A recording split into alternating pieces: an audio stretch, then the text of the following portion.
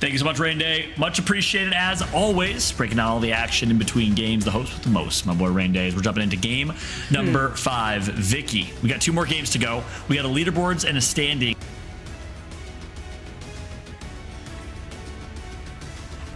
Forge in 9th with 21. We see, you know, Ascend in 5th with 32. If you see another 31-point game like we've seen the last 2 games, at this point, it's really anyone's first Pro League kickoff and debut here. Yeah, it's scary to see that, you know, the big gap, quote unquote, if you want to call it that, between Pioneers, who are sitting in first, and E6 right behind them is a 5-point gap. E6 have 45 points, Pioneers have 50 points, and then right behind E6, Vex are 1 point away from E6 with 44 points. So this overall lobby, these top 4 squads alone are just so close together in overall points. Between Echo Esports and Ascend, with being in that 5th place spot, it's a 10-point difference. So you know how game number 5 always work with me, Fallout. This is always my favorite game when it comes to our overall series over the course of the ALGS for our regions, because game number 5 determines how these teams need to be playing. Are they going to frag out? Are they going to put themselves in riskier positions? Looking at where the circle is going to be pulling to the south, I'm looking at Pioneers, E6, Vex Gaming, and Echo Esports to take a much more passive-aggressive approach where they can get the KP necessary, but don't want to put themselves in a risky position where they're the first to drop. Well, a little bit of consistency here. We're going to see a very similar zone to what we saw last game, so we'll see if teams like Alliance and others that got taken out early will learn from their mistakes. And take a look at the bottom right of your screen here. You see Heroes and Torch and Co. on Game of Drones finding themselves in an early fight. That's what I mentioned. Big Mod, Lava City, having a run really with their tail between their leg all the way to Geyser. That's way too little loot and small of a POI for 3 teams to be dropping in, and as a result, Heroes is going to bully them out of Big Mod. They're going to get all that loot to themselves, and Torch will be left to run away, last remaining player. Meanwhile, on the north side of the map, in Climatizer, we see Zuni tagged up a bit against Navi. A couple of teams dropping up in Climatizer and contesting as well. Those are really all of our contests, though, that we'll see so far. It's nice to know how some of those 50-50s could be very risky, especially when it comes to these Game 5 situations. You can see Echo Esports, ooh, looking great when it comes to the loot already. You can see some shots getting taken from Echo Esports. We see the movement real quick here, too, from Harold, as he is going to be able to rotate as quickly as he possibly can. So you know how it goes, Harold. You know, we highlighted some of the individual members on Echo Esports, but coming from, I believe, underrated here, Harold is already going to be able to make these quick rotations, because look who's meeting them to the north. It's got to be LFO, who want to take some chunks out of their Evo shield. That is right. LFO nearby. They drop Epicenter and Survey Camp, split that loot, and guess what? They hear some fights. They saw that they were that the Echo squad was going to be damaged quite a bit, and they want to capitalize here. Seer ult's already going to come through. Ultimate Accelerant probably popped. The Thermite's going to connect and tick away, and LFO has a great opportunity to win this fight early on, but they got to be careful because we know Navi is nearby.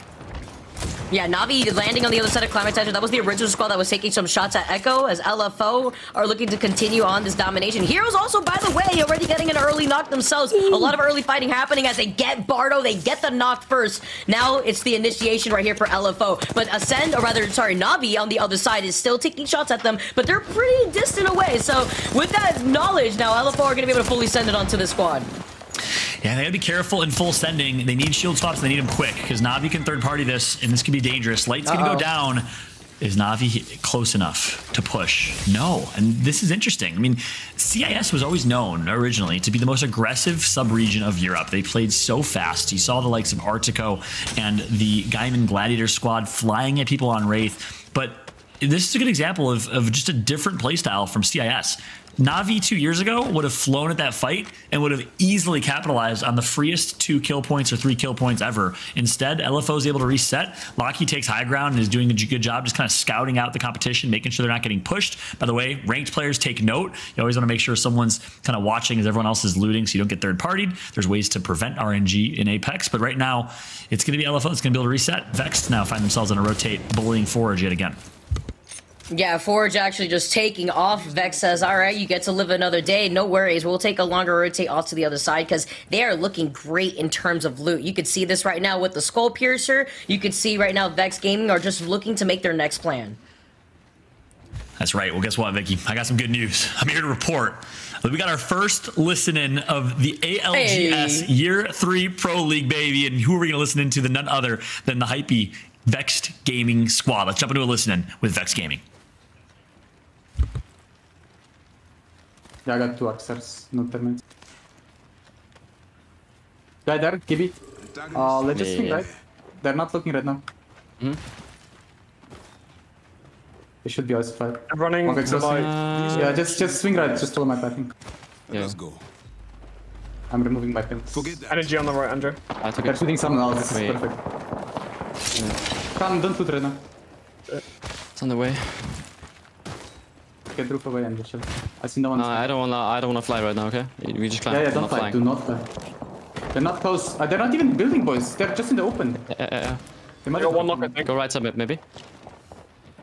I don't see them. Where the fuck are they? I think they're down here. They're on here. They're taking up zipline, Yeah, not all of them though. One guy's gonna take it late now. Okay, probably. I think we... Wait, hold on. They're dropping. But one's still up top. Yeah, just look. Maybe we can knock on the guy below. One is close. Here. I think he's coming for the zipline. Enemy here. He's really close. Really close. Look out here. Go for it. He's going left. I'm shooting the other 2. 45. Check the other guy. Kill the Gibby. Lift the Gibby. Here, crack him. I crack him. Yeah, I'm chasing with you, Andrew. I'm chasing He's with here. you. I'm trying to scan. Can you kill him? I'm holding the other guy for him. One. Silent. 20 flash. Okay, come back. hear anything, I can't hear No, wait. I can't really do much for you. Come back. Got him. Come One back. side, bro. Which one? Me? I I got it, bro. I got it. Nice, good shoot, bro. Nice, well One sec. played. Come back. Yeah. Get the watch mid, me. if you can. Watching. Come out. I did. I watch. We need to fall back and hold our back. Like E6 could become Yeah, behind us. going back up now, going back up. Well played. I go back towards countdown. Bro, I'm leaving your fucking banner. Stop shooting me before I hit you. We have to watch on right. Matav, can you watch above us? I'm gonna This kill direction it. right now? I'm kinda looking, but I can't see much. I think we need to get through this ASAP, because if they res and they loot up, they might be behind us. Yeah, come. How many bets you have now, Unlucky? Did you get some? I'm on 3 bets. I just picked up 2. I have 1. I'm 1/6 right now. I can give you one. I'm on 5 2-12. cells, yet not almost cells, I think. What are you, sorry, Tyler? I'm 2-12. Okay, Alliance res. Yeah. Okay. Give me 2 cells in this go. Come. We go, I'm on 5 cells. cells. okay. I give. Yeah, okay. Drop 4 then. I'll take 2. Yeah, they're showing from height. That's Alliance. I'm waiting for you here. They might mirror us, boys. They might mirror us. But we have some time before he gets... He's still... Wait, he one guy has just no got loot, flash bro. shot. Yeah, He one has guy no just loot. got flash shot. Let's go to side, come. If there's a guy holding us on bridge, then it's max 1 team in the whole place. So it's good for us. Right, I see no one. Still no one. He's all shooting in the Somebody's east playing building, up here. Someone's up here. It's good. Just take this. We're still in the next zone. Yeah? We just hold this until zone closes, and then we can pressure them. Okay. I'm gonna scan that back. Sounds you. Guys, we should hold from here to the back. Can someone hold it? Yeah, I got it. Like, I don't want them coming on our stairway. There you go, Andrew. You watch it. Yeah, I'm you going, watch I'm going. it. I'm holding. There's a nade here. Thermite and arc if you need. Take Yeah, one there's a from right. team. There's a team running up on the east platform, running like in. Like there's a Valkyrie on my ping. Spotted a wee hooligan. Yeah, walk there. He sees me. Yeah, he knows. Did they leave that? I think they left it, yeah. There's I on, think they it's did. on I think anyway. they did. It's on anyway. This way. There you have it. First listening with Vex Gaming, and it's a great one, Vicky. You saw we jumped in at the perfect moment. You saw them find an opportunity to capitalize on Mandy, aka Alliance, with a first pick. You heard what makes this team so great in a lot of ways. Their comms on point, plus some threats for inting from Matafe, and some BMing going on as well. Sure. It's all about the tactical crouching and some of the BMs that comes in that makes everything fun here, as KCP may not be having the fun that they wanted to have, kind of bunkering down inside of this truck with some openings on each side of themselves, where you see IG on the other side. There's another squad shooting at them on the other side of that truck. That's why IG isn't trying to fully overextend right now, because holding this position isn't bad, but they are denying themselves the opportunity to build up those evil shields. They're still on 2 whites, and they're playing off the low ground. And when it comes to the next circle, they have the information from the beacon thanks to the crypto drone being able to get that scan without having to overextend. But they're in the middle where other squads leaving bid mod could take some chunks out of them. So back on with Vexed here. It's going to be Neas, I believe, from France. Big fight. And one of our kind of dark horse teams you got to keep a close eye on, of Corpa. Looks like Matafe is going to be tagged up to just about 50 HP left. Here comes the fight. Tyler finds a way to get a couple shots in. Unlucky, the rookie, 17 years old, is going to break ice with a knock on Zerifer and stays alive, just barely, immediately turns and gets 40 damage in for Tyler to finish the kill. The teamwork and the shots from Unlucky have been so good, but here comes the third party. They need to buy themselves some time with some grenades, and that's exactly what they're going to try to do. But Matafe and Tyler are going to have to let Unlucky go as they will work their way back to their home base. Oh, they have to back up here. There's still 17 other squads in this lobby right now. With them backing up, this is the green light for HP to get extra aggressive. It's High Peak. Losing out on Babas, though, here with Vex also getting traded out. It could be a 2v1 situation as High Peak now are looking to clean things up, and they finally finish off Matafe. That's going to be Vex Gaming getting taken out in 17th place in the overall lobby. High Peak is also still going to be able to get that res, and they also have the information for this next circle as well. So they're in this circle. They're going to want to get the beacon for the next circle closing in now, and they have enough loot to be able to get those shield swaps. And the journey for Vex will come to an end. We saw some great things from them in the early game, but again, 17th place, not going to get any placement points, just 1, 2, or 3 maybe kill points for them. So that opens things up. The number 2 team in the lobby eliminated. We'll have to keep a close eye on the Kansas City Pioneers. They find themselves center zone right now. Great rotation, great positioning from them overall, as KCP in first place with 50 points have an opportunity to extend that lead now with number 2 right behind them eliminated. Yeah, KCP landing in landslide with the quick rotations to the Lava Siphon Southern building real quick. They're on the outskirts, though, and they're also in between Gaiman Gaming as well as IG. Now wondering E6 also coming in from the north side as well. A lot of these squads are actually playing on the outskirts of that northern side of the circle, which could be really insane for some of these teams to get the cleanup like E6, who are already situated inside this building. Element 6 find themselves in second place now that Vex has been eliminated. So we have our second and first place team alive. Our third place team out of this lobby. E6 in zone, still rocking Lifeline and Crypto. No change, map over map for them. Shaking up this meta with the only team running Lifeline, I think, ever that we've seen. I think we saw a team do it on accident in ALGS Champs. They picked the wrong legend, but never have we seen Lifeline as a legitimate part of a team composition here. Alliance was able to get the res on Mandy, and now they find themselves in a 3v3 against Ascend. Ascend's going to full send. Here comes the fight. Kashera's going to get knocked first. Swings wide left, but the damage has been done. Was it enough? Mandy with the Peacekeeper. Oh my god, post-kill with the connection. Gets the knock on Hockeys, and just like that, it's a 2v2. Oh, the PK landing its beamage. The douche coming in as Ascend need to back up real quick. Need to get that res onto Kashera. It's the Newcastle, so it's been super detrimental to have that deployable barrier at the ready, to have that tactical ready as well. Looks like they're on some scraps, though. Only Lufka having shield cells. Doesn't look like they have the shield batteries necessary to be able to get that shield up to par as quickly as possible. But they do have that Watson ult to at least give them the passive to get those shields up passively here, too. So Ascend taking their time, gonna just go in for a quick reset while E6 is playing off the low ground. And both teams are gonna reset right there and not fight, but I think advantage and small win for Ascent. They won the battle, not the war. They get a little bit more positioning and own pretty much the entirety of this building now. So nice job from them. We'll keep a close eye on them as they continue in this game number 5, a crucial game number 5. Like you said, Vicky, I agree with you. It's my favorite game of a series because game 5 is kind of the devil's game. It's a game where you either find a way to stay relevant going into game 6 or you will fall behind and maybe choke. We'll see which teams will perform here when it matters the most to kick off Pro League, to get themselves a huge lead in the overall Pro League standings as we have 10 more weeks of Pro League action. 3 groups instead of 4 groups this time. I am so excited for the next few months of Apex going into our first LAN competition since Champs for the Split 1 playoffs. It's so exciting. I mean, it's basically having Christmas available to you for all 10 weeks. At least to me, that's how much I get excited for it when it comes to the LGS competition here. But like we saw, Echo Esports being one of the first squads to go down early when they were already sitting in the overall leaderboards on top 5 could be really good news for other squads like Game of Drones. Navi out here too, as Navi are playing off the high ground right now. You can see Rugby not giving up that real estate and also not allowing these crypto drones to get the free scan on the beacon. You're going to see it get destroyed as KCP are playing off the low ground, but it's very limited real estate when they're sharing this as well with Gaiman. Yeah, Gaiman drop here. So it's a good game for them, just staying put, staying posted. We do see Navi running Newcastle Watson. So it's so interesting how sub-regions of Europe have their own metas, right? CIS has all been running the big comp of Watson and Newcastle. We know Gaiman has been running it as well. Meanwhile, Alliance nearby, and obviously with Alliance alive, 14 squads remain. It's anyone's game here, but I want to take a moment to talk about it. A big storyline for me, at least, coming into today's competition was, how's Alliance going to do? Without Vifes, with Mandy, obviously on paper, that's a huge, huge statement and roster change, but it's going to take time for Alliance to build the chemistry that they had with Vifes. Vifes is such an important player on this team, played such an important role, and we always talked about how under-respected or under-rated he was as a player and how much he contributes to the team, and it's really showing here.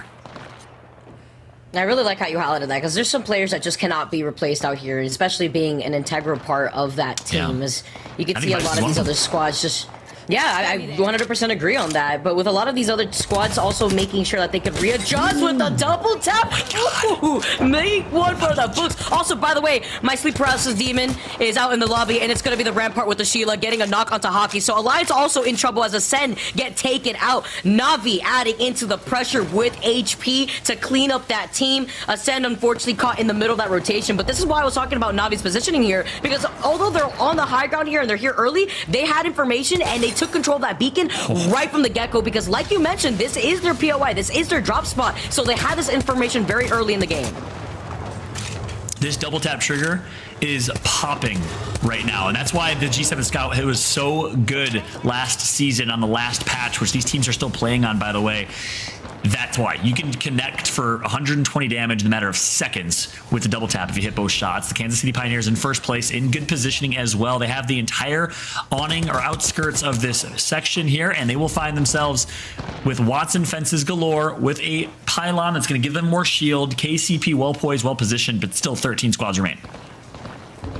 Look at this positioning that KCP has to hold to, because I already know that Na'Vi's right on top of them. They're not going to put themselves in their line of sight. Guyman's inside the building, so that's 3 squads already. E6, Lifeman's a lot of trouble though, but the Missile Storm going to get negated by the Watson ult here too. That's nice to note, as they drop just in time before they gets taken out, as well as them trying to go in for a reset, because they've been holding on the real estate of the building on the inside of that room for quite some time. Look at this. You see LFO playing off the low ground, IG not having the best time either, still rocking full blue Evos. This is 4 or 5 squads sharing this real estate. As Pioneers are looking to drop, they give up the high ground, and they're looking to fully send it. They want this KP, but they put themselves in a very vulnerable position. They clean up LFO, and now it's right back to where it all started if they can get right back to the high ground. Or E6 is going to do the same thing to them.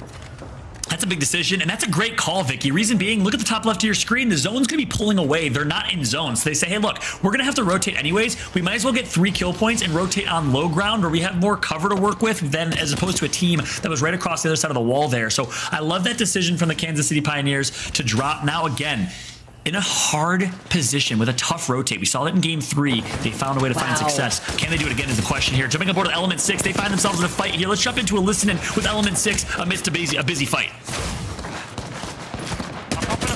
I'm dead. Nice. I'm popping the bat, and then I'm gonna res. Yeah, tap me. I'm coming. I tapped him. Yeah, what's he done? Yeah, I'm going in. Dead. Get in. I'm just coming in.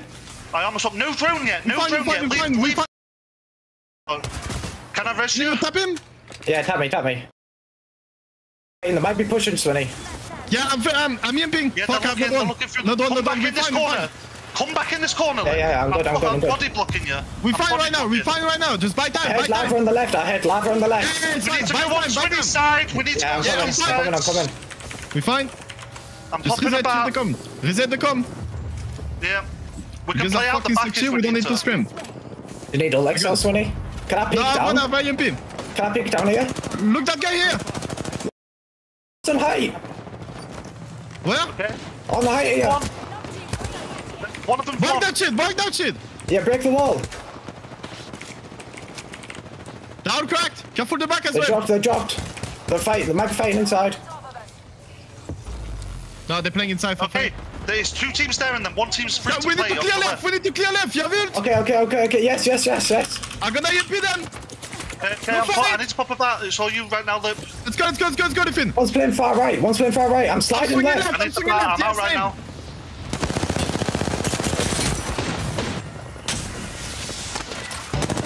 We are back into the action here. What a great listen in. Element 6, though, finds himself with K-Swinny, making Slayer's last alive here. Can he get a tap, as you heard him call it, on Lifen for a quick res? 4 squads remain. E6 has been popping off here, Vicky.